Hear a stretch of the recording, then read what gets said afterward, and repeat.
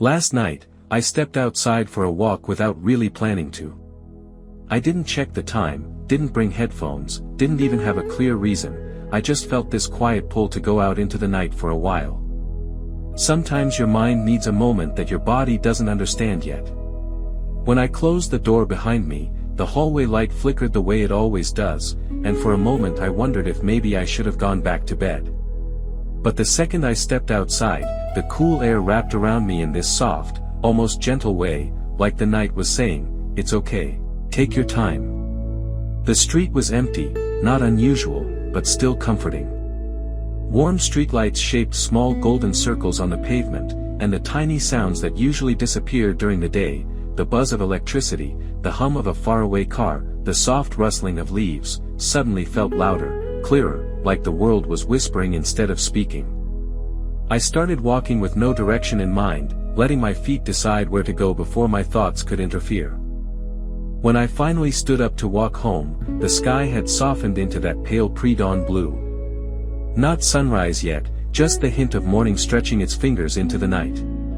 The streets on the way back felt even quieter than before. Birds were starting to wake up somewhere far away. One window lit up as someone inside began their day. Funny how some people were starting their morning while I was ending my night. As I reached my door, I took one final look down the street. It felt like the night had left something behind, a little bit of calm, a little clarity, a little reminder that simple moments can be the most meaningful. I went inside feeling lighter, calmer, more present. And for the first time that night, I felt ready to sleep. Eventually, I reached a small hill overlooking the neighborhood.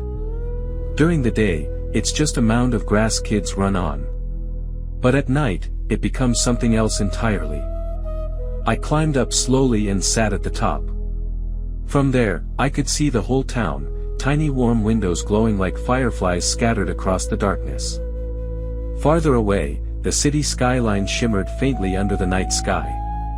The silence up there felt almost sacred. I lay on the grass and looked up. The stars weren't many, but the ones I saw felt brighter than usual, maybe because there was nothing else demanding my attention. I stayed there for a long time. Maybe 10 minutes. Maybe 20. Maybe longer.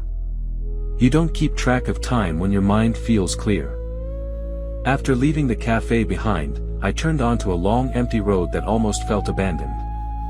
Wide. Quiet. Too quiet.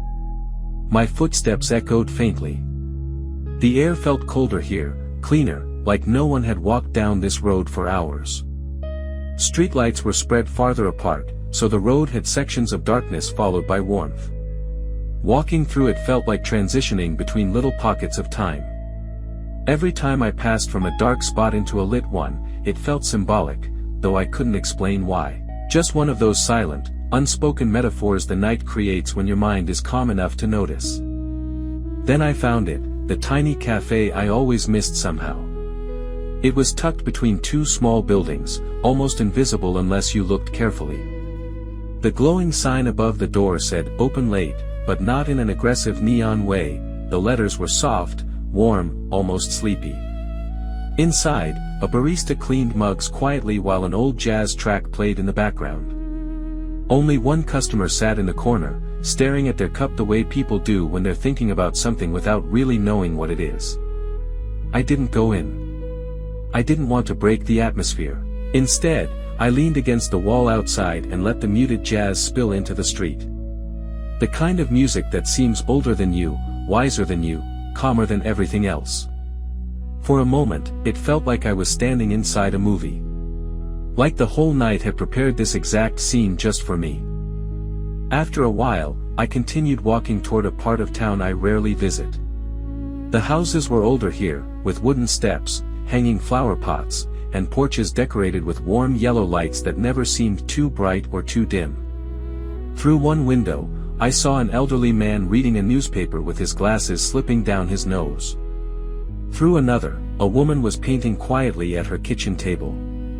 Two kids were whispering in their room, trying to have their own mini-adventure past bedtime. It felt wholesome, like life was happening in small, peaceful ways behind every curtain.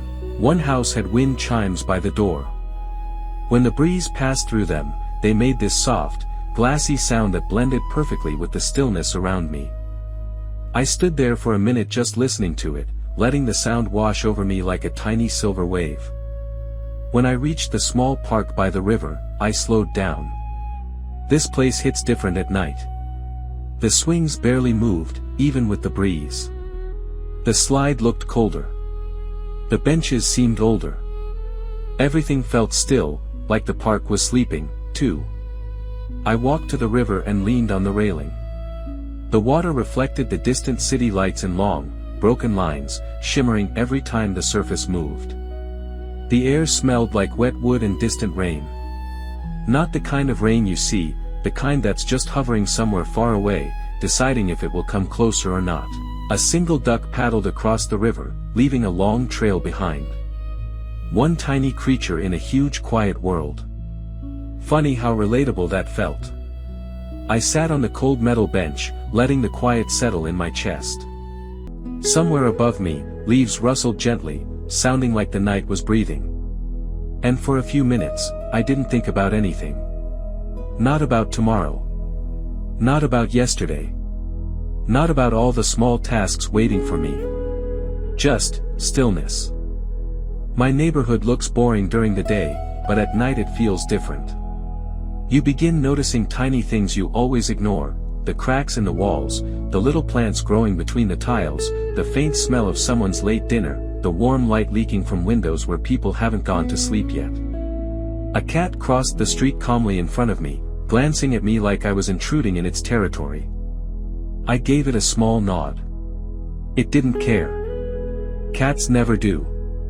Every house I passed seemed to tell its own quiet story.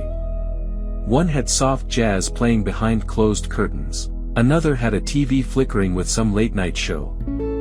Someone was laughing quietly on the phone, probably trying not to wake anyone. All these tiny slices of life happening at the same time made the night feel alive in a completely different way.